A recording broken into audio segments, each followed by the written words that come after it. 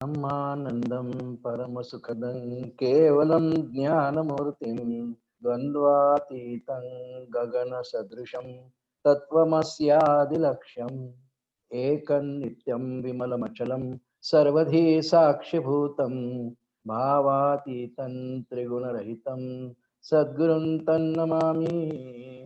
गुरुर्ब्रह्मा गुरुर्विष्णुः गुरुर्देवो महेश्वरः गुरुः साक्षात् परब्रह्म तस्मै श्री गुरवे नमः। शुकासारिखे पूर्ण वैराग्य जाचे वसिष्ठा परिज्ञान योगेश्वराचे कवी वाल्मिका सारिखा मान्य ऐसा नमस्कार माझा सद्गुरु रामदासा। मला वाटते अंतरित्वा वसावे तुझ्या दासबोधासित्वा बोध व्हावे अपत्या परी पाववी प्रेमग्रासा महाराजया सद्गुरु रामदासा। जय जय रघुवीर समर्थ। परमपूजनीय सद्गुरूंच्या असीम कृपेने ग्रंथराज दासबोध चिंतन मालिकेअंतर्गत आज आपण तिसऱ्या दशकाला प्रारंभ करीत आहोत. सद्गुरूंच्याच कृपेने आतापर्यंत आपण 2 दशकांचं निरूपण सार रूपाने पाहिलं आणि तिसरा दशक आज प्रारंभ होत आहे आणि रामदास स्वामींच्या संपूर्ण दासबोधाची रचना माहिती आहे आपल्याला. 10 दशक, 20 दशक, 10 समास प्रत्येक दशकात. याही दशकात 10 समासांची एकंदर योजना आहे रामदास स्वामींची. आणि ह्यामध्ये पहिला समास जो आज आपण चिंतनाला घेणार आहोत तो जन्म दुःख निरूपण असा आहे. उर्वरित 10 समास जे आहे त्यांचा थोडक्यात नावं फक्त आज ऐकून घेऊ, यथासमय ते आपण श्रवण करणारच आहोत. पण जन्म दुःख निरूपणानंतर 4 समास क्रमाने अ ब क ड त्यांनी नंबर दिलेले आहेत. स्वगुण परीक्षा या नावानीच आहे. त्यानंतर हे 5 झाल्यावर 3 समास त्रिविध तापांविषयी आहेत. आध्यात्मिक, आधिभौतिक, आदिदैविक असे 3 ताप असतात. ते आपण त्याचा अभ्यास जेव्हा करू तेव्हा समजून घेणार आहोत. 3 तापांचे वर्णन आहेत. मग 9वा समास मृत्यू निरूपण नावाचा आहे आणि 10वा समास या दशकामधला वैराग्य निरूपण या नावाने आहे. असे एकंदर 10 समास या दशकामध्ये आहेत. आज आपण चिंतनाला जो घेतो आहे तो जन्म दुःख निरूपण असा आहे. त्या समासाच्या नावावरून आपल्याला कळतंय की त्यात जन्म शब्द आहे. साधारणपणे व्यवहारात जन्म शब्द वापरताना हा 2 अर्थांनी वापरला जातो श्रोते. एक, जन्म म्हणजे बर्थ. पुष्कळ जीव रोज जन्म घेतात सृष्टीमध्ये. मनुष्यच घेतात असं नाही. मनुष्येतरही प्राणी यांचे जन्मच मानले आहेत. कुत्र्याचा जन्म झाला, मांजरीचा जन्म झाला, गाईला वासरू झालं की त्या वासराचा जन्म झाला. म्हणजे जो कोणी नवीन जीव देह धारण करून या सृष्टीत पदार्पण करतो गर्भवासामधून मुक्त होऊन त्याचा जन्म झाला असं म्हणण्याची एक संज्ञा आहे. आणि दुसरा जन्म आपण कोणत्या अर्थाने वापरतो, हा अर्थ बर्थ या नावाने आहे. दुसरा जो अर्थ आहे तो पूर्ण आयुष्य, याला आपण जन्म म्हणतो. आपण पुष्कळ असे शब्द प्रयोग करतो का नाही प्रचारामध्ये की माझा पूर्ण जन्म कष्टातच गेला, त्यांचा पूर्ण जन्म भक्ती करण्यात गेला, अमक्या एखाद्याचा जन्म पूर्ण व्यवसायामध्येच गेला, अमक्या एखाद्याचा जन्म सगळा जन्म विचार केला कुटाळपणा करण्यात गेला. सगळा जन्म याचा अर्थ त्याला मनुष्य देह मिळाल्यानंतर जन्म, ज्याला बर्थ म्हणतो, तिथून मृत्यूपर्यंत त्यांनी काय काय केलेलं आहे या सर्व, त्याला लाईफ पिरियड आपण म्हणतो, त्याला जन्म म्हणण्याची पद्धत आहे. म्हणून जन्म शब्द आपल्याला 2 अंगांनी परिचित आहे, व्यवहारामध्ये सर्वांनाच परिचित आहे. एक जन्म अगदी बर्थ या नावाने आणि एक लाईफ या नावाने. पण ह्या समासामध्ये रामदास स्वामींनी आयुष्यात जन्म ज्याला म्हणतो त्याविषयी तर पुढे पुष्कळ वर्णन दासबोधामध्ये येईल, याही समासात ते आहे. पण प्राधान्याने प्रामुख्याने या समासामध्ये जन्म दुःख निरूपण असं जेव्हा रामदास स्वामींनी म्हटलेलं आहे, ते जीवाला गर्भवासामध्ये असताना काय काय दुःख होतं असं रामदास स्वामींनी जास्त वर्णन ह्या प्रकारचं केलं की गर्भवासातलं. म्हणून ह्या समासातली पहिली ओवी जी आहे श्रोते हो, एकंदर 53 ओव्यांचा हा समास आहे आणि सगळा दशक एकंदर 581 ओव्यांचा आहे. प्रत्येक समासात वेगळी ओवी संख्या आहे. पण आता हा पहिला 3ऱ्या दशकातला पहिला समास हा 53 ओव्यांचा आहे. जन्म दुःख निरूपण पहिली ओवी आपण आधी म्हणू थोडा वेळ आणि काही चिंतन या समासाच्या अनुषंगाने करण्याचा प्रयत्न करू. जन्म दुःखाचा अंकुर, जन्म शोकाचा सागर, जन्म भयाचा डोंगर, चळेना ऐसा शिरा. ही सोपी ओवी आहे अगदी. जन्म दुःखाचा डोंगर, मग तो दोन्ही अर्थाने आपण लावू शकता की मनुष्याचा जन्म एकंदर तसा दुःखमय कष्टमत असतो. पुरुष असो स्त्री असो, अपार कष्ट त्याला प्रपंचामध्ये या संसारामध्ये जन्माला आल्यापासून मृत्यूपर्यंत खूप कष्ट करावे लागतात. शरीर झिजवावं लागतं, काया झिजवावी लागते, बुद्धी मन अंतःकरण हेही थकून जातात, ते वापरले जातात ना हो, कारण शरीरही वापरल्या जातं. जन्म दुःखाचा अंकुर असं रामदास स्वामींनी या समासाचा प्रारंभ केलेला आहे. या दशकाचा प्रारंभ आहे तो. पण या समासात जन्म दुःख निरूपण असल्यामुळे त्या अनुषंगाने विचार करू. जन्माला दुःखाचा अंकुर म्हटलाय. अंकुर शब्द आपल्या परिचयाचा आहे.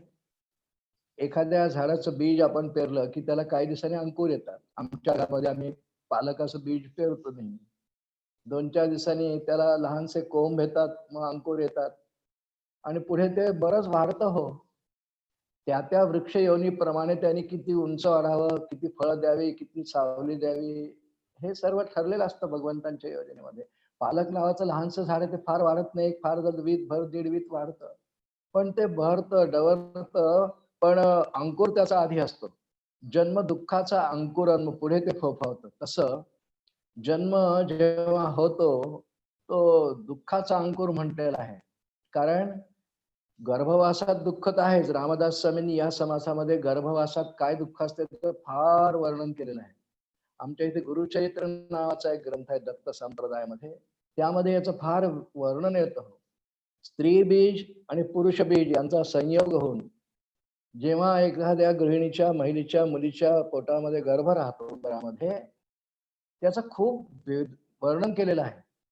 पण रामदास स्वामी म्हणतात जन्म दुःखाचा अंकुर, आणि त्यामुळे थोडंसं चिंतन करणं आवश्यक आहे आपल्याला. इतर काही 1-2 ओव्या प्राधान्याने घेऊन त्याचं चिंतन आपण करणार आहोत.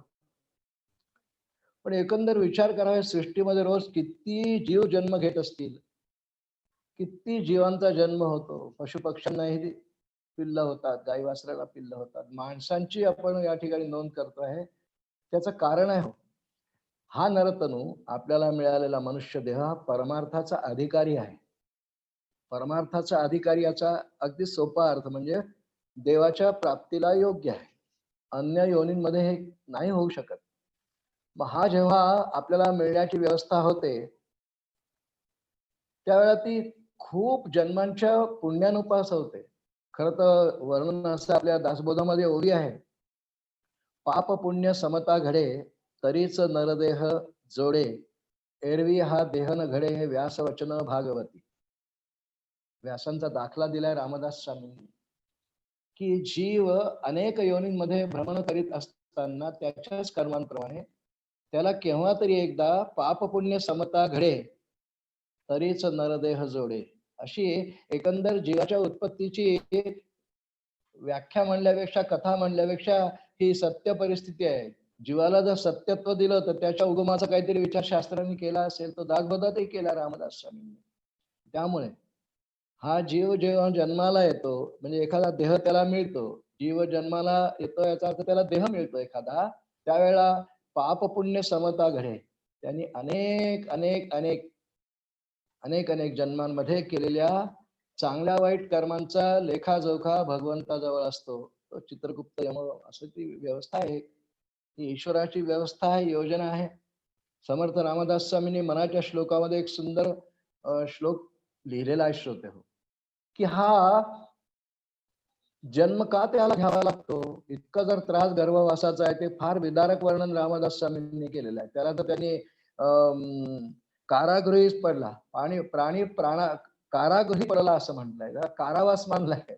कारण गर्भवासाचे तसे दुःखच आहेत, ते आपण ऐकू थोड्या वेळाने कसे कसे आहेत.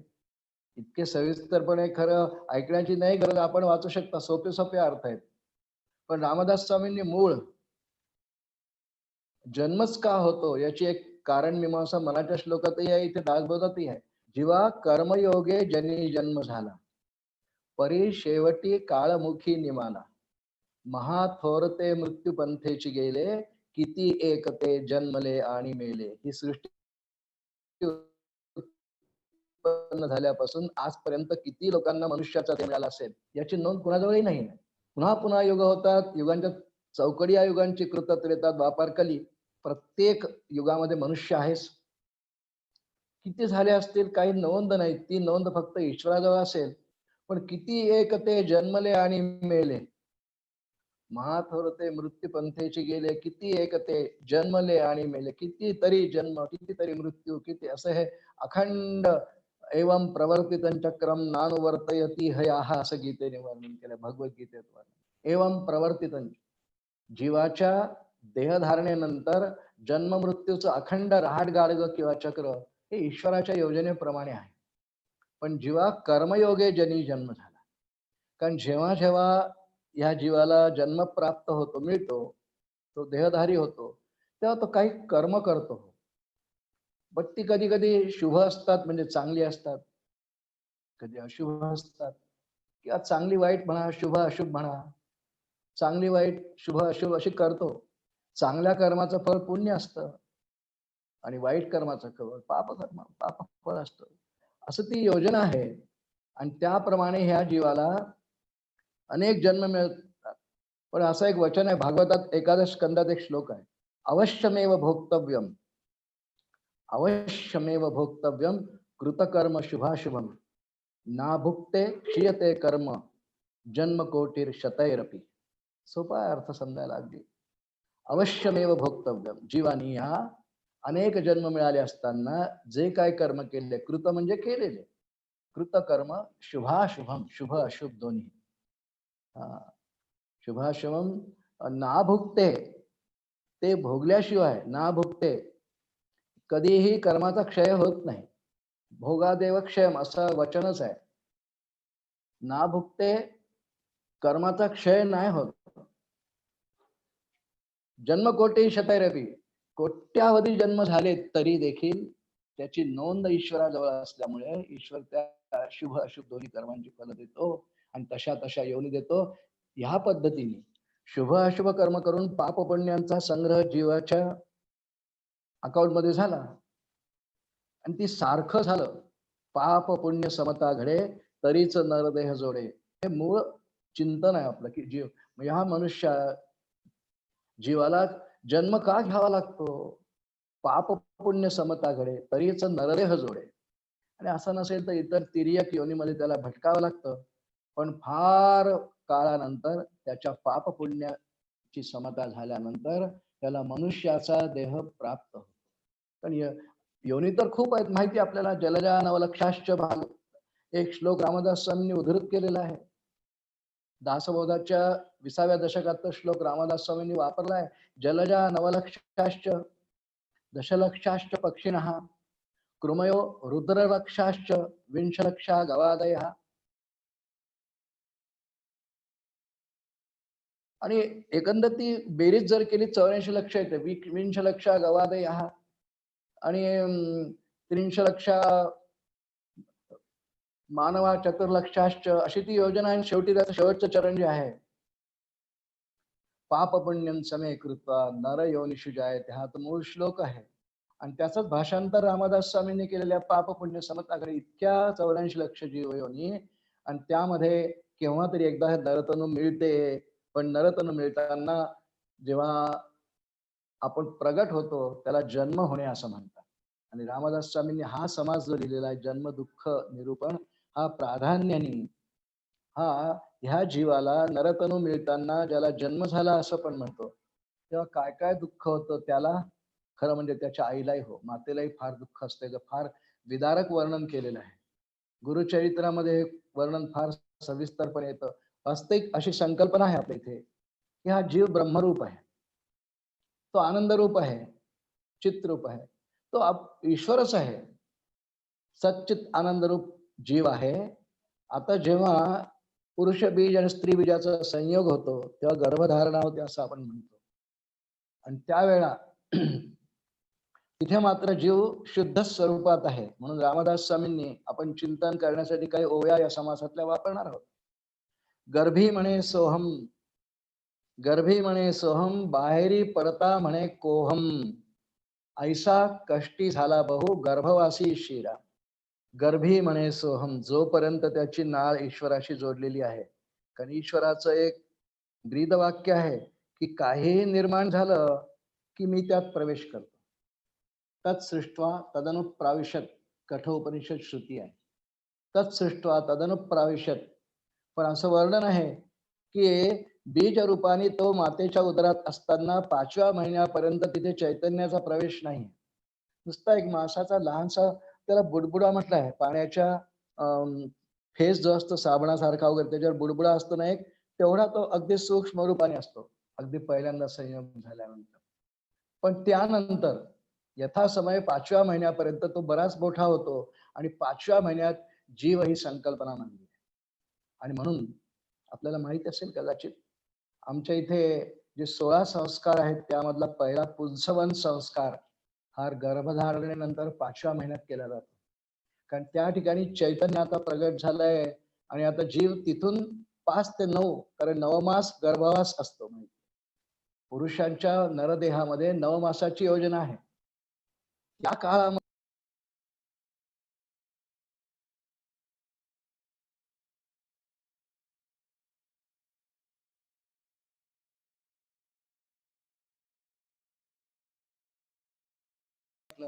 की आईला खावं वाटतं. आम्ल कृष्ण कडवटे माते सोती डोहाळे, गर्भाचे आवडी मातेचा डोहळा माऊलींचा. आणि तशी तशी आवड आईला होत जाते. पण तिने जे खाल्लं याच्या नाकातोंडात जातं. फार त्याचं दारुण विदारक असं वर्णन केलं आणि ते सत्य आहे म्हणून भय दाखवण्यासाठी नव्हे. पण गर्भात शिशु वाढताना त्याला काय काय हाल अपेष्टा. नवद्वारे मास कोंडले समर्थांनी म्हटलं. नवद्वार आहे त्या शरीराला. मनुष्याचा देह जो आहे तो नवद्वारांचा आहे. त्याच्यात मांस रक्त हे सगळं आणि ते गुदमरून जातो हो. आणि तिथे कळवळून तो म्हणत असतो, गर्भी म्हणे सोहम सम की देवायातून सोडवणं. मग जो सोडवी सोडवी दातारा, कर्मापासून दुस्तरातून सोडव देवा.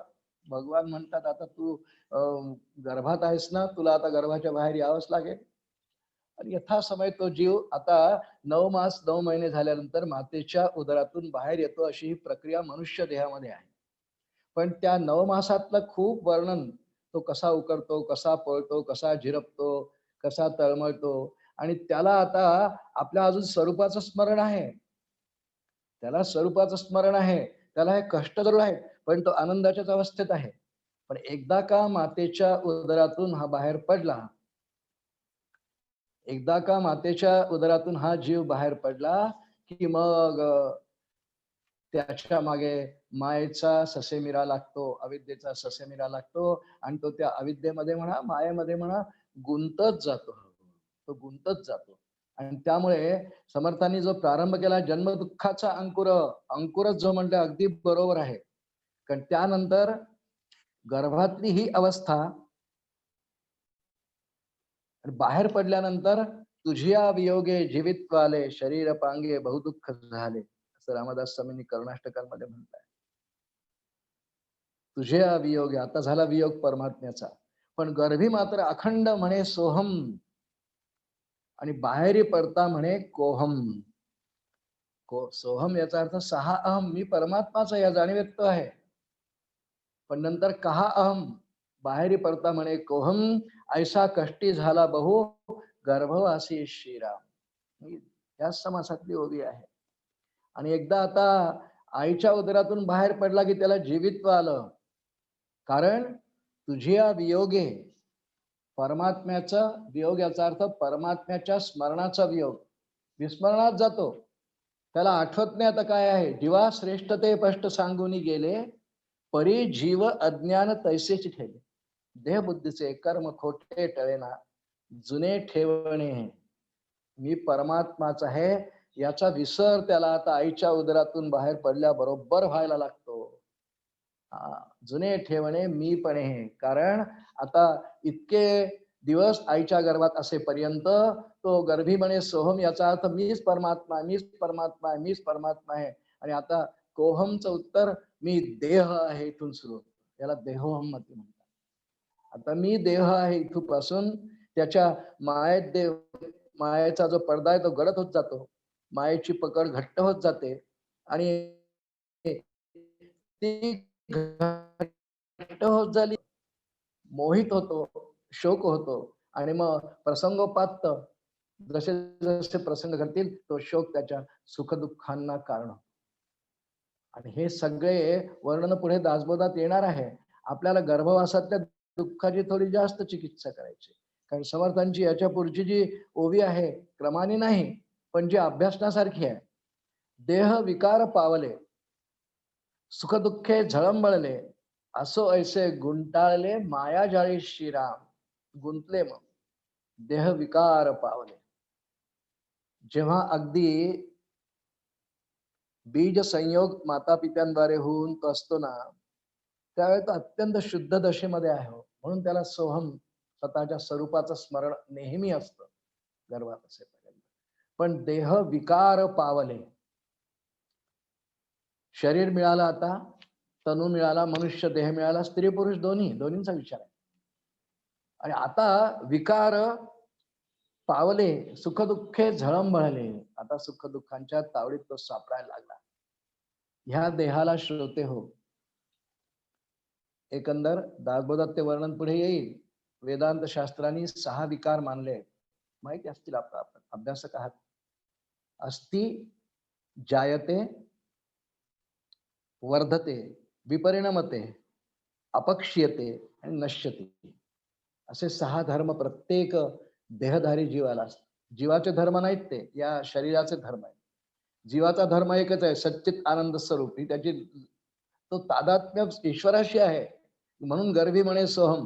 बाहेर पडला तुझ्या वियोगे जीवित्वाले की तो विकारवंत होतो. देह विकार पावले, सुखदुःखे झळंबले. सोपे विकार सगळे समजून घ्यायला. आपण बऱ्याच वेळा ऐकले असतील. अस्ति, स्त्री पुरुष दोघांच्या बीजाचा संयोग ज्या वेळेला होतो त्याच क्षणाला अनुकूल वातावरण परिस्थिती, दोघांचे देहधर्म मनोधर्म अनुकूल असले आणि ईश्वराची योजना असली तर गर्भधारणा होते. अस्ति आहे तिथे तो आहे. मातेच्या उदरात असेपर्यंत अस्तिच आहे, अजून दिसत नाही ना. अस्ति यासाठी की अजून दिसत नाही ना जगाला, कोणाच्या दृष्टीला पडत नाही ना. आता विज्ञानाने पुष्कळ उपकरणं काढली, सोनोग्राफी इत्यादी मधून त्याच्या हालचाली वगैरे दिसायला लागल्या इत्यादी इत्यादी. पण मनुष्याच्या दृष्टीला तो दृष्टीपथाला पडत नाही, कारण तो मातेच्या उदरात आहे. अदृश्य नाही म्हणतायत त्याला, तो अस्थि रूपाने आहे. अस्थि म्हणजे आहे. गर्भधारणा झाल्यापासून तो आहे. गर्भधारणा झाल्यापासून त्याला देह आहे, शरीर आहेच त्याला, लहानच आहे. अजून हात पाय तोंड नाक कान या अवयांचं प्रकटीकरण त्याच्यात झालं नाही. ते कोणत्या महिन्यात होतं इत्यादी खूप वर्णन गुरुचरित्रामध्ये ते विस्ताराने आहे. इथे दासबोधात रामदास स्वामींनी त्या अवयवांचे वगैरे वर्णन केले नाही, की कोणत्या महिन्यात डोळे येतात, कोणत्या महिन्यात हात येतात, कोणत्या महिन्यात नाक येतं, हे नाही लिहिलंय. पण त्रास किती होतो. जन्म सुखाचा विसर, जन्म चिंतेचा आगर, जन्म वासना विस्तारला श्रीराम. या समासात जन्म सुखाचा विसर, जन्म हाची विषम काळ, जन्म ह्याची मोकटी वेळ, जन्म हाची अति कुश्चळ नरकपतन श्रीराम. समर्थांनी तर याला नरकाचं पोतळ म्हटलंय. अत्यंत दोष ज्या विटाळा त्या ठिकाणी याचा जन्म आहे, त्यामुळे याचा जन्म आहे, त्यात याचा जन्म आहे. शिवाय गर्भामध्ये असताना त्याला किती यातना आहेत हो, किती यातना आहेत. या समासामध्ये रामदास स्वामींनी एकंदर ज्या 53 ओव्या वापरल्या त्यामध्ये काही वर्णन सामान्य जीवाचे अंगानी आहेत आणि काही विचार अत्यंत भाग्यवंत म्हणू किंवा अत्यंत असामान्य दर्जाचे अशा सुद्धा गर्भधारणेतून जे आईच्या उदरातून बाहेर येतात, अशांचीही रामदास स्वामींनी दखल घेतलेली आहे. जो भगवंतांचा भक्त, अशी ओवी आहे, त्याच्यावर आपण नंतर विचार करू.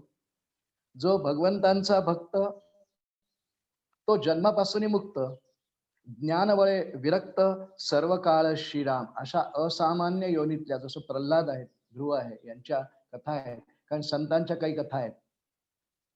जो जन्मापासूनही विरक्त, त्याचं वेगळं थोडस निरूपण शेवटी केलेलं आहे. ते असामान्य कोटीतले काही जीव त्यांचं ते आहे. पण ज्यांना असामान्यत्व नाही, साधारण मनुष्य आहे, साधारण जीव आहे, त्याचं वर्णन मात्र बहु कष्टाचं आहे.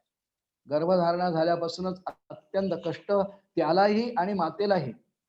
9 मास पर्यंत किती उकाडा होत असेल कल्पना करा. उकाडा किती होत असेल इथे वर्णनच आहे की फार उकाडा होतो. म्हणून नरकाचं पोतळच त्या अवस्थेला, त्या दशेला तिथे म्हटलेलं आहे. आणि पुढे तो बाहेर उदरातून आल्यानंतर अस्ति आता जायते, दिसायला लागला सगळ्यांना. हा, यांना मुलगा झाला, बरं, यांच्याकडे मुलाचा जन्म झाला, यांच्याकडे मुलीचा जन्म झाला, जुळे झाले, 2 मुलं जन्माला आले, असं जे बोलल्या जातं त्याचा अर्थ ते आता दिसायला लागलं बाळ. आता त्याला बाळ म्हणायचं, तोपर्यंत त्याला गर्भ म्हणायचं. मातेच्या उदरात आणि गर्भ मातेच्या उदरातून बाहेर पडल्यानंतर त्याला आता बाळ, बालक, शिशु असं म्हणतात. जायते, दिसायला लागला. मग त्याचे डोळे, हात, कान, नाक, इतर सगळ्यांना दिसायला लागतात, हालचाली दिसायला लागतात. आणि मग लोक काय त्याविषयी जायतेबद्दल बोलतात की अगदी वडिलांसारखा आहे, मुलगी अगदी आईसारखी आहे, नाक किती छान आहे. कारण सगळे अवयव दिसायला लागतात. या अवस्थेला जायते हा धर्म म्हणतात. हा शरीराचा द्वितीय धर्म. अस्ति जायते वर्धते, हे शरीराचे धर्म आहेत पुढे. कारण समर्थांनी जी ओवी वापरली आहे, शरीर विकार पावले, हे विकार सांगणं बोलणं सुरू आहे. शरीर विकार पावले, पुढे बाहेर पडल्यानंतर विकार पावले. गर्भामध्ये काही विकार नाहीत त्याला, हे पण आता विकारी झालं ते, म्हणून त्याला विकारांपैकी आता वर्धते हा विकार आता लागू पडतो. वर्धते याचा अर्थ वाढ होते, वर्धन याचा अर्थ वाढ होणे, उंच होणे, बुद्धी वाढणे, शरीर वाढणे, मन वाढणे, हळूहळू मोठा होतो. अगदी जन्माला आल्याबरोबर म्हणजे जायते ह्या अवस्थेत आल्या वेळेला जेवढा शिशु किंवा तो बाळ असतो, 10 दिवसात तर बदलतो. 10 दिवसात त्या वजनही वाढतं थोडस, 10 दिवसात रुपये बदलतं, 10 दिवसात डोळे, नाक, कान बदलतात. काही तर लोक म्हणतात की दररोजच बदल होतो. होत असेल कदाचित, तो आईला जाणवत नाही, पण नवीन पाहणारी माणसं म्हणतात 8 दिवसापूर्वी पाहिलं ना, आज वेगळंच दिसायला लागलं. कारण वर्धते, हे वर्धते या शरीराच्या धर्मामुळे विकार ऐकतोय आपण. 6 विकार मानले शास्त्राने. अस्ति जायते वर्धते, त्याची वाढ होते. आणि अगदी जन्म झाल्याबरोबर म्हणजे जायते अवस्थेत आईच्या मांडीवर मावणार मूल एक 10-12 वर्षाचं झाल्यावर स्वतंत्र बेड मागतं, झोपायला लागतं. नाही तर आईच्या मांडीवर, कुशीवर ते झोपणार, सहज मावणार. ते आता नाही मावत. 3-4 वर्षात झालं की आई म्हणते की अरे तू आता मोठा झाला, मांडीवर मावत नाही, तुझे पाय खाली जातात आणि तुझं वजनही माझ्या मांडीला सहन होत नाही. साधारण 4-5 वर्षात झालं की आया असं बोलायला लागतात. आणि ते खरंही आहे, कारण त्यांनी वर्धते हा धर्म धारण केलाय. अस्ति जायते वर्धते, विपरिणमते, त्यात बदल होतात. शरीरात सतत बदल होत राहतात. ज्याचा त्याला बदल नाही कळत, पण जो खूप दिवसांनी त्या मुलाला, मुलीला पाहिलं ना, त्याला तो बदल कळत जातो. अरे 1 वर्षाने पाहिलं, किती उंची वाढली या मुलीची, किती गोरी झाली ही, केसही खूप मोठे झाले. असा बदल होत जातो. विपरिणमते म्हणजे बदल होणे. तो शारीरिक सर्व इंद्रियांमध्ये होणे, त्याचबरोबर मानसिक सुद्धा बदल वयाप्रमाणे होत जातात. मन विकास पावतं. ते कोणाच्या संपर्कात येतं, संसर्गात येतं, संस्कार कसे मिळतात त्यानुसार त्याचं मन घडत जातं. पण हा विपरिणमते आहे. देह, इंद्रिय, स्वभाव हे सगळं विपरिणमते, हे बदलत जातं, बदलू शकतं. देहाचा आकार, रंगरूप बदलतं. लहानसं असलेलं मूल, आपण म्हणतात कधी कधी की लहानपणी फारच रोड होता जन्माला आला तर, पण 15 वर्षाचा होईपर्यंत खूप चांगला तयार होतो. तो बलोपासना करीत असेल, खायला आहार चांगला असेल, संगत चांगली असेल, नियमितपणा असेल आहारामध्ये, तर चांगलं होतं. शरीर स्वास्थ्य चांगलं होतं आणि म्हणायला होतं की लहानपणी रोड होती खूप आता छान झाली. पुष्कळांमध्ये बदल विवाहानंतर होतात. लग्नाच्या आधी मी अगदी रोड होते बाई आणि साधारण लग्नानंतर 30-40 वर्षांनी आपला लग्नापूर्वीचा फोटो स्वतःला ओळखायला येत नाही. इतका विपरिणमते हा धर्म शरीरात सतत सतत सतत बदल घडवीत असतो. विपरिणमते अपक्षीयते हाही शरीराचा एक धर्म आहे. देह विकार पावले सुखदुःखे झळंबले. हे सुखदुःख ते दुःख त्यांनी होतच राहतं, त्यांनी दुःख होत जातं. मग एकदा विकार पावलं कारण विकार हा नेहमी दुःखदायी असतं असं लक्षात ठेवा. आपल्याला कौतुक वाटतं की माझा देह मोठा झाला, वाढला, बुद्धी वाढली, पण त्या विकारांमधूनच केव्हा तरी शरणागती सुखदुःखांची व्हायला लागते आणि दुःख वाटायला यायला लागतं. जसे संपर्क वाढतात समाजात, कुटुंबात, नातलगांमध्ये, व्यवसाय धंदा नोकरीमध्ये खूप संबंध वाढले की हळूहळू खूप वाईट प्रसंग, दुःखाचे प्रसंग सुद्धा वाटायला यायला लागतात. सुखदुःखे झळंबले असं म्हणतात. सुखदुःखे झळंबले रामदास स्वामींची. असो ऐसे गुंडाळले मायाजाळी श्रीराम विकार आहे अपक्षीयते. सगळे दात होते मला आधी 32 आहे, आता एकही दात नाही. केस पांढरे होऊन जातात. पुढे फार वृद्धापकाळी अंगावर सुरकुत्या पडायला लागतात. सगळी देहाची शक्ती संपते. पूर्वी नुसतं हाताने असा मी एखादं फळ फोडणारा, नारळ सुद्धा फोडू शकणारा, आता नारळ टमाटर फुटत नाही माझ्यावर. चावत नाही, पाहवत नाही. 15-20 मिनिटाच्या नंतर दूरदर्शनचे सिरियल पाहिजे डोळे दुखतात, चष्मा गावायला लागतो. अपक्षीयते. ज्याला त्याला हे कळतं हा देहाचा धर्म आहे. देह विकार पावले सुखदुःखे झळंबले. त्याचं दुःख होतं. मग माझा नातू आहे एक लहानसा, त्याच्याबरोबर खेळतो आम्ही कधी कधी. तो म्हणतो आजोबा बॉल तिकडे गेला नालीच्या, उडी मारून आणा. कुठे आजोबा उडी मारणार आहे मला सांगा. लहानपणी लांब उडी म्हणजे ज्याला लॉंग जम्प प्रकार म्हणतात, लांब जम्प प्रकारात मी शाळेत नेहमी पहिला यायचा. आता मला 1 फूट उडी नाही मारता येत. अपक्षीयते. शारीरिक क्षमता कमी होते. हा देहाचा धर्म आहे. प्रत्येकच क्षमता या देहाची प्रत्येक हालचाल, सर्व इंद्रियांच्या सर्व हालचाली यांच्या क्षमता हळूहळू हळूहळू कमी होत जातात. हा अपक्षीयते धर्म आहे. आणि शेवटचा नश्यती हा तर सर्वांच्या परिचयाचा म्हणजे पाहिलेला आहे. शेजारी पाजारी नातलगांमध्ये कुठे सतत माणसांचा मृत्यू होत असतो. नश्यती. एक दिवस अस्थि या पहिल्या धर्मात आलेला जीव अस्थि जायते पासून शेवटी नश्यती हा त्याला धर्म आहे. म्हणून देह विकार पावले सुखदुःखे झळंबले. असो ऐसे गुंडाले मायाजळी श्रीराम अशी समर्थांची जेवूया किती सार्थ आहे आपण बघा. समर्थांनी या समासामध्ये मगाशी आपण बोललो एक मुद्दा की सामान्य जीव जे आहेत त्यांना गर्भामध्ये कशा यातना कष्ट होतात याचं तर वर्णन केलेलंच आहे. पण अगदी समारोपीय ओळीमध्ये का रामदास स्वामींनी जे असामान्य जीव आहेत हे जन्माला येतात त्यांचीहीच रामदास स्वामी दखल घेऊन त्यांच्याविषयी ओवी लिहिली आहे. अवतार सुद्धा आपल्या डोळ्यांनी दिसतात पण अवतारांचा याच्यात उल्लेख नाही आहे कारण ते अवतार आहेत. अवतारांना जन्म नसतो. अवतारांना जन्म मृत्यू आपल्यासारखे नसतात. त्या भगवंतांच्या लीला असतात, दिव्य कर्म असतात. तर त्यांचा विचार या ठिकाणी केलेला नाही. पण सामान्य जीव आणि असामान्य जीव यांचा मात्र विचार दासबोधाच्या या समासात रामदास स्वामींनी केलेला आहे.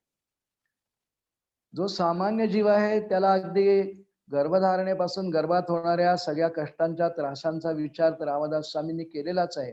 पण जन्म दुःखाचा अंकुर ही जी पहिली ओवी आहे तो अंकर रूपाने दुःख तिथे भोगतो बीज रूपाने आणि तिथून अवघा जन्म त्याला आता सतत यातना भोगाव्या लागतात. जन्मदारभ्य आठवावे म्हणजे अवघे पडेल ठावे, नाना दुःख मोजावे काय म्हणून श्रीराम अशी पुढे दासबोधात 17व्या दशकात ओवी येते. जन्मदारभ्य आठवावे म्हणजे अवघे पडेल ठावे. हे सर्व रामदास स्वामींनी दोनही अंगांनी आपल्याला समजून सांगितले. दोन जीवांचा विचार केलाय, सामान्य जीव, असामान्य जीव. आणि सामान्य जीवाच्या व्यतिरिक्त जे असामान्य आहेत त्यांचा विचार मांडला तो ह्या पद्धतीने मांडला. ओवी आहे जो भगवंतांचा भक्त या समासात. जो भगवंतांचा भक्त तो जन्मापासून मुक्त, ज्ञान बळे विरक्त सर्व काळ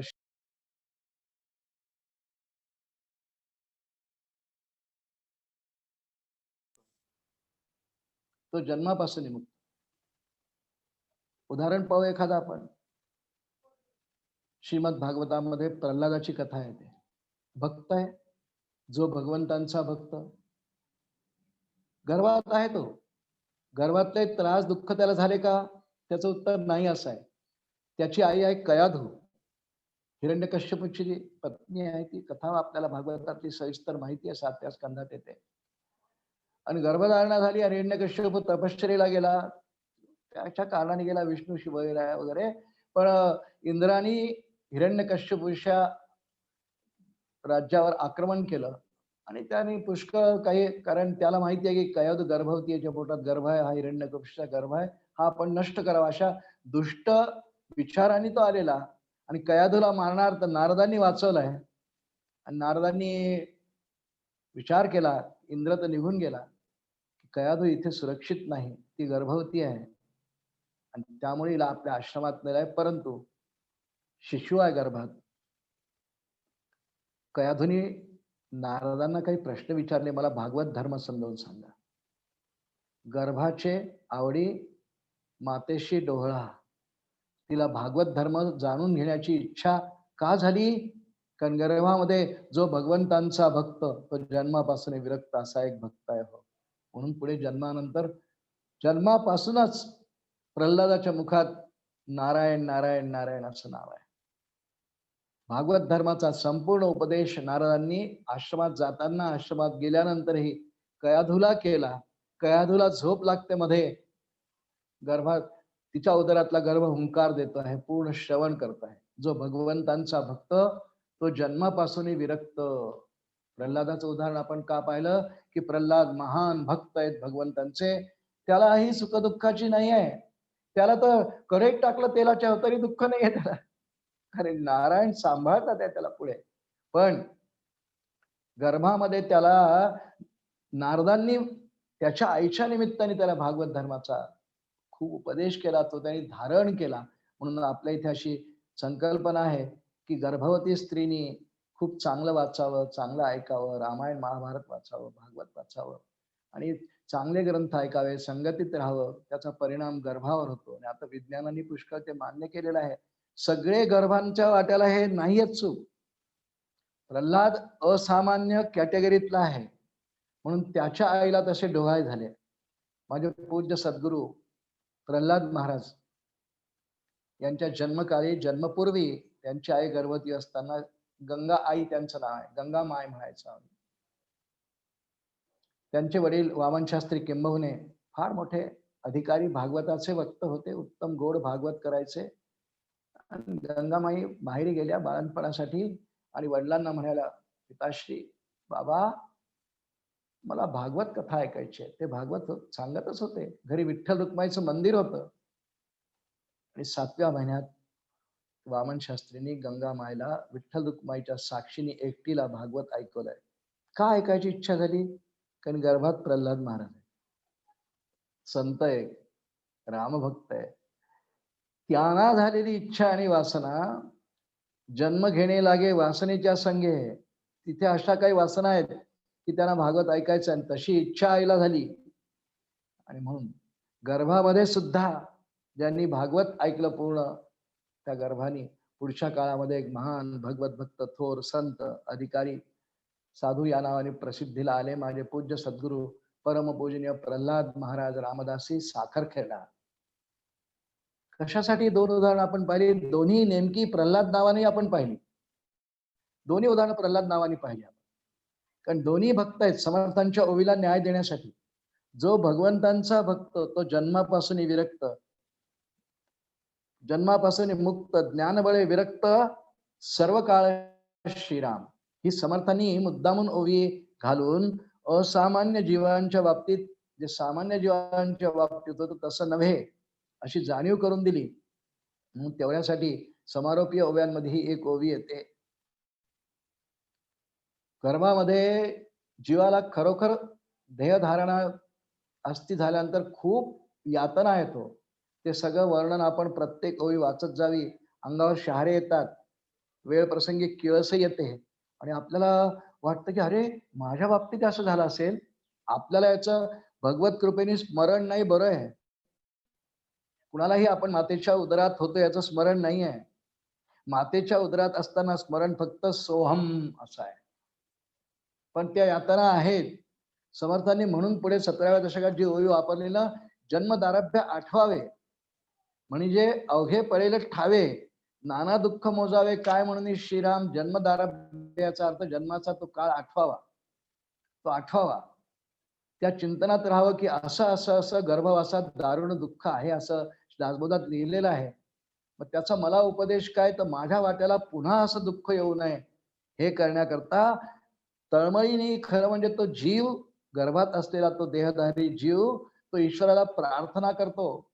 तशी ओवी आहे दासबोधात. आता पुढे, देवा सोडविसी येथून, देवा सोडविसी येथून तरी मी स्वहित करीन, गर्भवासा चुकविन पुन्हा न येथे श्रीराम. देवा खूप त्रास आहे इथे, श्वासही नीट घेता येत नाही. आईने आंबट खाल्ले की मला आंबट खावं लागतं, तिला तिखट खायची इच्छा झाली की मला ते खावं लागतं. तेव्हा मला सोडव, देवा सोडविसी येथून तरी मी स्वहित करीन. देवा मी तुला प्रॉमिस करतो की आता मी आईच्या उदरातून बाहेर आलो ना की तुला मी वचन देतो की मी स्वहित करीन. स्वहित याचा अर्थ मी काहीतरी असं आचरण करीन की मीच देव आहे, ज्यासाठी नरतनुची निर्मिती आहे श्रोते शास्त्रानुसारी. त्याप्रमाणे स्वहित करीन. स्वहित आपण ते ऐकलेल्या धन्य धन्य हा नरदेह हो येथील अपूर्वता पाहो. नरदेह स्तवनात आपण बरंच ऐकलंय ते. धन्य धन्य हा नरदेहो येथील अपूर्वता पाहो, जो जो कीजे परमार्थ लाहो तो तो पावे सिद्धी ते. जसा जसा परमार्थ लाहो करावा. देवाला वचन देतो आहे, देवा सोडविसी येथून, सोडव रे बाबा लवकर, सोडवी माझं सोडवी सोडवी दातारा, कर्मापासून दुसरा सोडव इथून मला लवकर गर्भातून. असा खूप तळमळतो. गर्भवासामध्ये जीवाला तळमळ फार आहे. त्याच्याच कर्मामध्ये तो अडकला आहे. त्याच्या कर्माप्रमाणे तो कर्मानुसार प्राणी पडती नाना देशी विदेशी श्रीराम दासबोधात घेऊन द्या. कर्मानुसार देशी विदेशी जाऊ द्या, पण आईच्या गर्भात जे अडकणं आहे म्हणजे जन्म घेणं आहे. जन्म घेणे लागे वासनेच्या संगी असं तुकोबांचं वचन आहे, प्रसिद्ध आहे अगदी. त्या आपल्याच पूर्वजन्मातल्या अनेक वासनांचा जिथून आपण सुरुवात केली आजच्या चिंतनाला, की पाप पुण्य समता घडे तरीच नरदेह जोडे, एरवी हे अध्ययन घडे हे व्यासवचन भागवती. आणि म्हणून माझ्याच कर्मांचा परिणाम म्हणून मला हा नरदेह मिळाला. जीवा कर्मयोगे पण म्हटलं ना आपण, जनी जन्म झाला परी शेवटी काळमुखी निवाला. ह्याप्रमाणे गर्भवासाच्या अनेक दुःखांचं ऐसी एक कारागृहे वसती पुढची ओवी आहे. त्याला कारागृह म्हणतात रामदास स्वामी. कारागृह म्हणजे कैद, जेल आजच्या भाषेत म्हणजे जेल. का कारागृह म्हटलं? स्वतंत्र नाही हो. बाहेर सुरक्षा रक्षक आहे, पोलीस आहे, पहारेकरी आहे, मोठं एक फाटक लावलेलं आहे, त्याला कुलूप आहे एवढं मोठं, आणि आत अडकलेल्या जीवाला बाहेर नाही पडता येत म्हणून कारागृह. स्वेच्छेने नाही. जर काही शिक्षेत माफी झाली, त्या जेलरच्या मनात काय आलं, चांगली वागणूक झाली, अशीच काही घटकांनुसार जर मुक्ती झाली तर ठीक आहे. पण कारागृह म्हणण्याचं कारण त्या ठिकाणी तो स्वतंत्र नाही आणि शिवाय दुःखातही आहे. कोणी कारागृहातला प्राणी नेहमी सुखात असू शकतो का सांगा आपण? कारागृहात कारागृहांच्या नियमांनी राहावं लागतं, भाकरी खावी लागते, शिक्षा जशी असेल त्याप्रमाणे. काही सक्त मजुरीची शिक्षा असेल तर ते कामं करावे लागतात. खायला घरच्या सारखं थोडी मिळतं. अंधार कोठडी असते एखाद्या वेळेला. तिथे नाना प्रकारच्या यातना भोगाव्या लागतात जीवाला. म्हणून ऐसी एक कारागृहे वस्ती न मास बहु विपत्ती, याच समासात होई आहे. नवही द्वारे निरोधती वायो कैसा तेथे श्रीराम. नाकी तोंडी मांस बैसले सगळ्या नवही द्वारांमध्ये आईच्या उदरात असल्यामुळे तो फसून गेला असतो. एखाद्या चिखलामध्ये गाय जशी ऋतून बसते, दलदलीमध्ये चिखलामध्ये, तिला काहीच करता येत नाही, उपाय काहीच नाही. कारण 9 महिनेपर्यंत आईच्या उदरातून बाहेर पडण्याची सोय नाही, कारण इथे उल्लेखच आलाय. 9 मास बहुविपत्ती, इथे खूप त्रास, विपत्ती म्हणजे कष्ट. पण बरोबर कारागृह शब्द वापरून रामदास स्वामींनी कारागृहातल्या यातनांची उपमा दिली आहे इथे. आणि हे जीव त्यामुळे तळमळतो आणि केव्हा एकदा बाहेर पडेल, पण तरी देखील तिथे असेपर्यंत त्याची नाळ आईच्या नाळेद्वारे ईश्वराशी जोडल्या गेली असते. आनंदातच असतो. वाईट वाटतं, दुःख वाटतं की आता नको, हे मला कळलं गर्भवास कसा असतो, माझं सोडव सोडव दातारा म्हटलं ना. पण बाहेर पडल्याबरोबर तुझे अभियोगे जीवित्व आले आणि मग सुखदुःखांना सामोरं जावं लागतं. कारण एकदा का हा जीव आईच्या उदरातून बाहेर पडला की त्याला आपल्या सगळ्या गर्भातल्या सुखाचा विसर पडतो. जन्म सुखाचा विसर, जन्म चिंतेचा आगर, जन्म वासना विस्तार, विस्तारला श्रीराम या समासात येऊन. जन्म सुखाचा विसर, सुखदशेला विसरून जातो आणि या मायेच्या पसाऱ्यात येऊन पडल्यानंतर माता मायादेवी जसं चालवेल त्याप्रमाणे तो करत राहतो आणि तिचा विळखा शोक मोह इत्यादी दुःख इत्यादी ह्याप्रमाणे रामदास स्वामींनी ह्या समासामध्ये सार रूपाने खूप गर्भवासाचं वर्णन केलेलं आहे. मगाशी आपण बोलल्याप्रमाणे 2 प्रकारच्या जीवांचं केलेलं आहे वर्णन. सामान्य जीव आणि असामान्य जीव अशा दोन्ही जीवांचा विचार रामदास स्वामींनी केलेला आहे. आपण एक मूलभूत असा विचार करू आता की दासबोधासारख्या एका ग्रंथामध्ये रामदास स्वामींनी जन्मदुःखाचं विवेचन का केलं, म्हणजे प्राधान्याने गर्भवासाच जास्त विवरण आहे आम्हाला. अगदी सुरुवातीला ज्यांनी प्रारंभ केला, जिथून आपण जन्म शब्दाचे आपण 2 अर्थ पाहिले ना, एक बर्थ आणि एक लाईफ, म्हणजे पूर्ण आयुष्याचा विस्तार. त्यापैकी प्राधान्याने गर्भात होणाऱ्या दुःखांचं विवरण या समासात जास्त आहे. मग दासबोधासारख्या एका शास्त्रीय ग्रंथामध्ये, ते रामदास स्वामींनी लिहिलेल्या ग्रंथामध्ये गर्भदुःखाचं वर्णन कशासाठी? भीती दाखवण्यासाठी नाही. भीती भय दाखवण्यासाठी संत कार्य करीत नाहीत. जेव्हा देह आपल्याला मिळतो त्याला जन्मातूनच जावं लागतं. अवतारी पुरुषांचं असं नाही आहे किंवा मगाशी जे असामान्य पुरुष पाहिले त्यांचा आपण सामान्य जीवांचा विचार करूयात. असामान्य जीव ते जन्मापासून विरक्त भगवंतांचे भक्त वगैरे रामदास स्वामींनी म्हटलंय. आमच्या ज्ञानेश्वर महाराजांनी त्यांचं फार सुंदर वर्णन केलंय. तैशी दशेची वाट न पाहता, वयसेच्या गावा न जाता, बालपणीचं सर्वज्ञता वरी तया ते श्रीराम. त्या लोक असामान्य पुरुषांबद्दल माऊली बोलतात. तैशी दशेची वाट न पाहता. माऊलींनी स्वतःबद्दल जो लिहिले असं वाटतंय. ही जीवनमुक्तांचं वर्णन आहे. जे जीवनमुक्त दशेमध्येच जन्माला येतात, असतात असे. जीवनमुक्ताला जन्म आहे का हो? ईश्वराच्या योजनेप्रमाणे जर एखादा जीव जीवनमुक्त झाला तर त्याला पुनर्जन्म आहे का? त्याला पुनर्जन्म हा कर्मांप्रमाणे नाही, पण ईश्वराच्या आज्ञेप्रमाणे योजनेप्रमाणे त्याला जगात यायचंय. त्यांना संत म्हणतात, त्यांना विभूती म्हणतात, त्यांना साधू म्हणतात, त्यांना अवतार सुद्धा म्हणतात. धर्मस्थापनेचे नर ते ईश्वराचे अवतार, झाले आहेत पुढे होणार देणे ईश्वराचे श्रीराम. माऊलींनी वर्णन केलेलं खोटं थोडीच आहे. वैसेच्या गावानं बालपणीचं सर्वज्ञता वरितया ते माऊली त्याच कॅटेगरीतले आहेत. सर्व जीवनमुक्त ह्याच एकंदर गटामधले आहेत.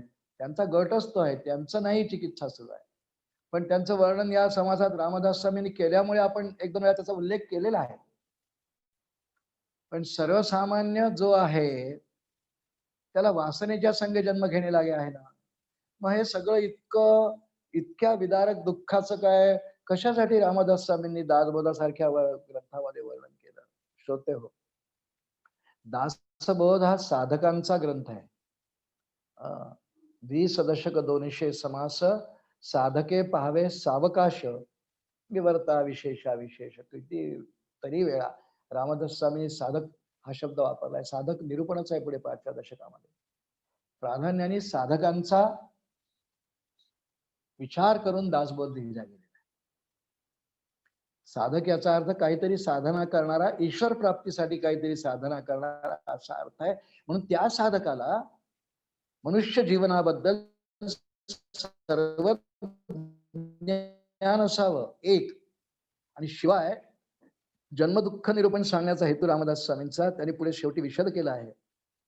भयासाठी नाही, पण ही सत्य परिस्थिती आहे की असं जन्माच्या वेळेला जन्मदारभ्य आठवावे म्हणतात ना, असं दुःख आहे. बाबा तू आता एक काम कर, यातून जर सुटका पाहिजे असेल, देवाला त्या गर्भवासात तो कबूल करतो, देवा येथूनच सळवेल तरी मी सहित करीन. सहित करीन मी काहीतरी, हिताचं काहीतरी करीन. त्याप्रमाणे आचरण काहीतरी करून, साधना करून येण्याची शरीरे, शरीरा येणे सरे, माऊलींची ओवी आहे. येण्याची शरीरे, शरीरा येणे सरे. ह्याच शरीराने येणे सरे याचा अर्थ पुनरपि जननम पुनरपि मरणम पुनरपि जननी जठरे शयनम, असं माझ्या वाट्याला देवा येणार नाही, असं मी करीन. पूर्ण जर का सिद्धीला माझी साधना गेली आणि तुझा आशीर्वाद झाला, यमैवैश्य वृणते, त्याच्यावरती कृपा भगवान करतो. वर्णन कृपा करतो असं आहे भगवान. मी साधनेत प्रगती करीन, पण कृपा तुझीच पाहिजे. तुझी किंवा सद्गुरूंची कृपा होईल तर मी हा भवसागर सहज पार करून जाईन. मी करीन प्रयत्न, तुझ्या कृपेने भवसागर हा आम्ही तरू हो रघुपती, अशी आमच्या संप्रदायामध्ये भैरवी आहे. तुझ्या कृपेने देवा आम्हाला इतका चांगला नरदेह मिळाला. श्रोते हो, नरदेहाच्या जन्माच्या काळी जरी इतकं दुःख आहे ना, वर्णनच केलंय तेवढं आहेच. पण नरदेह हे परमात्मा प्राप्तीचं साधन आहे. या नरदेहाचे साधने सच्चिदानंद पदवी घेणे, इतुका अधिकार नारायणे, कृपावलोकने दिधला श्रीराम एकनाथी भागवतात. पण तरीही जन्म, मृत्यू, जरा, व्याधी यांच्याविषयी काही समजून जीवनात घ्यावं एकदा. ही सत्य परिस्थिती विदारक जरी असली, भीषण जरी असली, थोडीशी विभत्स जरी वाटली, तरी ही सगळी समजून घेतली पाहिजे. यांना तर भगवंतांनी ह्या तिन्ही गोष्टींच्या समजून घेण्याला भगवंतांनी ज्ञान लक्षण मानलाय. हो, भगवद्गीतेच्या 13व्या अध्यायामध्ये एक श्लोक आहे, इंद्रियार्थेषु वैराग्यम अनहंकार एवच जन्म मृत्यू जरा व्याधी दुःख दोषानुदर्शनम, असा 13व्या अध्याय श्लोक आहे.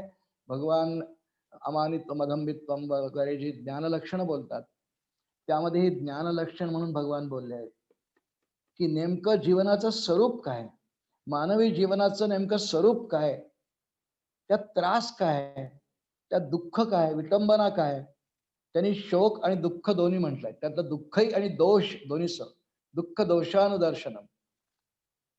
जन्म दुःख जरा व्याधी दुःख दोषानुदर्शनम. दोष त्यात ते पाहायचे की जन्माच्या वेळी दोष किंवा दुःख दोन्ही काय आहे. दोष हा आहे की ते माझ्या वासनेचं फळ आहे. दुःख काय याचं खूप वर्णन या समासात गर्भवासातलं केलंय रामदासांनी. पण भगवंतांनी गीतेमध्ये याला ज्ञान लक्षण मानलेलं आहे. अनेक ज्ञान लक्षण आहे, त्यापैकी हा एक श्लोक आहे. त्यातल्या पहिल्या 2 चरणांचा आता आपल्याला विचार नाही करायचा. इंद्रियार्थेषु वैराग्यम अनहंकार एवच. पण दुसरं चरण आपल्या कामाचं आहे, जन्म मृत्यू जरा व्याधी दुःख दोषानुदर्शनम. जन्म दुःख म्हणजे जन्माच्या वेळी होणारं गर्भवासातलं दुःख, ज्याच्यासाठी हा समास रामदास स्वामींनी दिलेला आहे. जरा म्हणजे म्हातारपण, वृद्धत्व, वृद्धपणीच्या आपदा, देह क्षीण सर्वदा, हे पुढे वर्णन आध्यात्मिक तापामध्ये येणारच आहे. दुःख दोषानुदर्शनम, सतत सतत सतत याचं चिंतन केलं पाहिजे. चिंतन नेहमी काय करावं, मी कोण हे तर बरोबर आहे. कोहम कस्य संसार हा विचारेण विधीये, ते अगदी बरोबर आहे. पण दुःख दोषानुदर्शनम, दोषानुदर्शनम पदाचा अर्थ केला टीकाकारांनी, आचार्यांनी सतत सतत सतत चिंतन करावं. आपल्याला जन्म कसा मिळतो याचं नेहमी चिंतन करावं.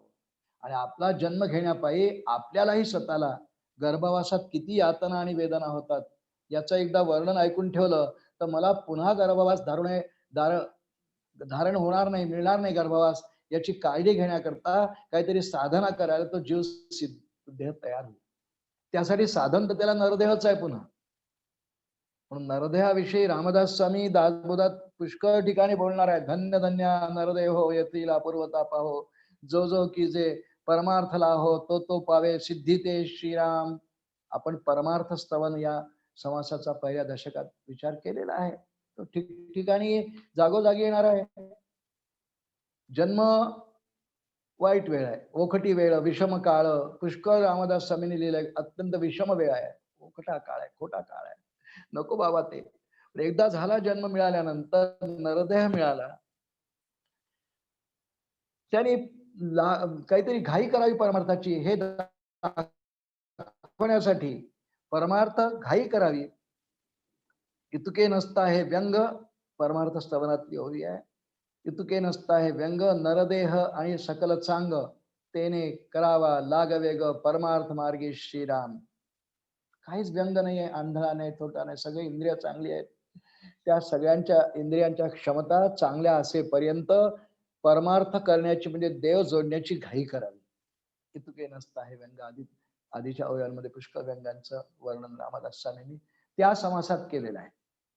पण आता आपल्याजवळ समाज जो आहे जन्म दुःख निरूपण, त्याच्या समारोप प्रसंगी रामदास म्हणजे बोलतात आहे की इतका जन्मदारभ्य जर कठीण आहे, दुःखाच आहे, तर ते मला मिळणार नाही याची काळजी घेण्याकरता भयभीत न होता विवेकयुक्त अंतःकरणाने वागून भगवंतांची भक्ती करून उपासना करून ईश्वराला सद्गुरूंना शरण जाऊन वारंवार प्रार्थना करावी की सद्गुरुनाथा आता आम्हाला इतका चांगला नरदेह मिळाला, यातनात आम्ही गर्भातल्या भोगल्या, आम्हाला आठवत नाही त्या. तू भोगिला पुनरावृत्ती ऐसी माय बाळते किती, स्त्री पुत्र कन्या होती लक्ष श्रीराम. कितीतरी जन्म झाले, पुन्हा पुन्हा जन्मे, पुन्हा पुन्हा मरण, पुनरपि जननम पुनरपि मरणम.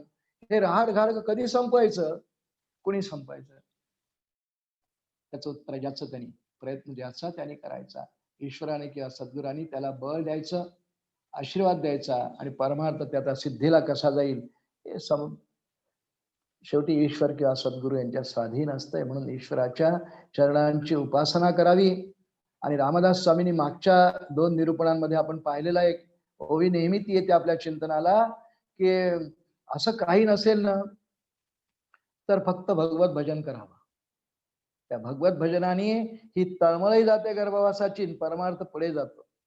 हे सगळं करत असताना ते वारंवार रामदास सांगतात की बाबांनो ठीक आहे, गर्भवासाचं दुःख तर मी सांगितलं, पण या गर्भवासातून सुटण्याकरता काय केलं पाहिजे पूर्ण दासबोधभर मी शिकवलेलं आहे, शिकवणार आहे. आपण तर 3य दशकामध्ये सध्या आहोत. पुढे नवविधा भक्ती निरूपण, भक्तीचंच निरूपण येणार आहे की ज्यासाठी दासबोध ग्रंथाची रचना आहे. असं नवविधा भक्ती निरूपण पुढे आपल्या समोर येईल. तेव्हा रामदास स्वामी खूप विशदपणे सांगतील, खूप छानपणे सांगतील. परंतु जर का तोपर्यंत आपल्या अंतःकरणाला स्थिर ठेवता आलं, भगवद्गीतेतल्या श्लोकाचा आपण आधार जो घेतला, जन्म दुःख जरा व्याधी, व्याधी म्हणजे नाना प्रकारचे रोग इत्यादी, आधी व्याधी 2 असतात, मनाचे आणि शरीराचे. आधी व्याधी त्यांचं वारंवार चिंतन यासाठी करावं की ते मला यावे म्हणून नाही, की हे सगळे नरदेहात येतात. जन्म होतो, मृत्यू होतो, म्हातारपण येतं, काही व्याधी होतात. इतका सगळा जर असा आहे ना नरदेह, तर मला आता देवा मिळणार काळजी मी घे. आणि एवढ्यासाठी हे निरूपण आहे. श्रोते हो,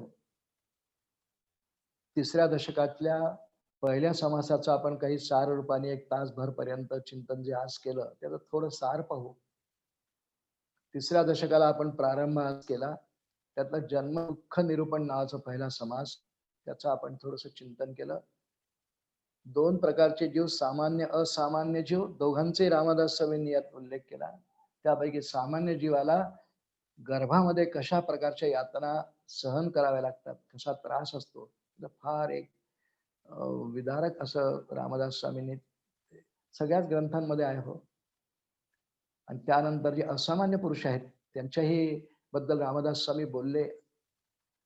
जो भगवंतांचा भक्त तो जन्मापासून मुक्तच आहे, त्यांच्याही बद्दल बोलले. आपण सामान्य आहोत, पण असामान्य माणसांचंही आपल्याला ऐकून घेतलं पाहिजे. जीवनमुक्त सुद्धा जन्माला आल्यानंतर कसे वागतात त्यांची काय धारणा असते. रामदास स्वामी जीवनमुक्त दर्शित आहेत, तरी सुद्धा जन्म दुःख निरूपण आपल्याला शिकवतात आहे. ते शिक्षकच आहेत. एका उत्तम शिक्षकाच्या अंगांनी रामदास स्वामींनी जन्माच्या वेळी होणाऱ्या दुःखाचा सगळा आपल्यासमोर एक मोठा गोष्ट. तात्पर्य त्याचं असं आहे की नरदेह मिळत असताना इतक्या जर यातना मला होतात, माझ्या जननीलाही होतात, तर रामदास स्वामी म्हणतात त्याप्रमाणे जर स्वहित करण्याचा प्रयत्न न केला तर त्याने वायाच जननी कष्टविधिष्ठी. काय त्या मातेला, त्या स्त्रियांना, मुलींना किती प्रसूती वेदना असतात. 9 मास पर्यंत एखादं बाळ पोटात ठेवणं काय साधी गोष्ट आहे का? त्याच करू जाणवत. त्यामुळे त्यांनाही यातना नको, मलाही नको, यासाठी देण्याची शरीर आहे, शरीर आहे सरे जी माऊलींची ओवी आहे. ह्याच देहामध्ये आताच आपल्या साधनेला कृतार्थता यावी यासाठी सद्गुरू आणि ईश्वर यांना नित्य प्रार्थना, त्यांची स्तुती करत जावी. त्यांना म्हणावं की आम्हाला सहाय्य करा, आम्ही करत आहोत प्रयत्न, पण यश देणं तुमच्या हाती आहे, अशी रोज प्रार्थना करीत जावी. पण हे सगळं वाचून ऐकून ठरवावं की मनुष्य जीवनाचं नेमकं स्वरूप काय हे यातून कळतं. जसं रामदास स्वामी या पहिल्या समासामध्ये जन्मदुःख निरूपण बोलले, उल्लेख केलाय मगाशी. याच दशकामध्ये रामदास स्वामींनी मृत्यू निरूपण नावाचं एक निरूपण मांडलंय. 9वा समास आहे. आपण तिथपर्यंत जाऊ, त्याचा विचार करू. जन्माचे वर्णन सांगितलं, मृत्यूचंही वर्णन केलंय. आणि दोन्ही मनुष्य जीवनात म्हणजे देह आपल्याला मिळाल्यानंतर दोन्ही अनिवार्य आहे. जन्म झाला, त्याला एक दिवस मरण येणारच. जातस्य ध्रुव मृत्यू ध्रुवन जन्म मृतस्य च, भगवद्गीता. तस्माद परिहार्यर्थे नत्वम शौचतुमर्हसि, भगवान अर्जुनाला शिकवतात. आणि हेच जीवनाचं खरं तत्वज्ञान आहे. दासवत संपूर्ण जीवनाचा मार्गदर्शक ग्रंथ आहे श्रोते. येथ बोलला विशद भक्ती मार्ग. मग जन्म होण्याचं दुःख सांगणं हा काय भक्ती मार्ग आहे का? मूर्ख लक्षण, परत मूर्ख लक्षण हा काय भक्ती मार्ग आहे का? त्याचं अगदी स्पष्ट उत्तर नाही असं जरी नाही, हा काही भक्ती मार्ग नाही. पण इनडायरेक्टली भक्तीला पूरक अशा काही गोष्टी त्यातून शिकायला मिळतात, म्हणून हा सुद्धा भक्ती मार्गच आहे. एकदा मनुष्य जीवनाच्या बद्दल नीट विचार दासबोधाच्या अंगाने आपल्याला जर कळले की जन्म आणि मृत्यू याच्यामध्ये आयुष्य आहे, किती दिलंय कोणाला माहित नाही. ब्रह्मा येणं, ब्रह्मदेवाला ते माहिती आहे. ललाटावर त्यांनी किती लिहिलं माहिती नाही, कपाळावर प्रत्येकाचे आयुष्य लिहून येतं. जन्म आणि मृत्यूमध्ये कोणाला किती आयुष्य आहे ब्रह्मदेव जाणे, त्याची योजना. पण तेवढ्या मधल्या काळामध्ये या नरतनूचा सार्थक करून घेण्याचा प्रयत्न जो करतो तो साधक, आणि त्यासाठी जो प्रयत्न तो करतो त्याला साधना म्हणतात. श्रोते हो, साधना करणं आपल्या हाती आहे, उपासना करणं आपल्या हाती. रामदास स्वामींच्या दासबोधामध्ये आपल्या ह्या उपासना शब्द खूप वेळा येणार आहे पुढे. उपासना करीत राहावी भगवत चरणांची, त्याचीच प्रार्थना, त्याची स्तुती, त्याचे स्तोत्र, ईश्वराशिवाय काही नाही, ही धारणा मनात नेहमी असावी. समर्थ त्यांच्या ईश्वराला राम म्हणतात. तोगे तोच तो राम सर्वत्र पाहे, असं मनाच्या श्लोकात. आणि म्हणून दासबोधासारख्या एका अत्यंत शास्त्रीय ग्रंथामध्येही रामदास स्वामींनी जन्म दुःख निरूपण याची योजना केलेली आहे. ती यथासमय यथामती आपण काही वेळ चिंतन करण्याचा प्रयत्न केला. आपण सुज्ञ आहात, आपल्या परीने आपणही याचं वाचन करावं, प्रत्येक ओळी वाचावी, अर्थ समजून घ्यावा, चिंतन करावं आणि आपला साधना मार्ग पुढे कसा जाईल याची काळजी घ्यावी. आजचं झालेलं हे जन्म दुःख निरूपण परमपूजनीय सद्गुरू आणि रामदास स्वामींच्या चरणी समर्पण करतो आणि या ठिकाणी वारीला विराम देतो. सद्गुरु समर्थ रामदास स्वामी महाराज की जय. जय जय रघुवीर समर्थ.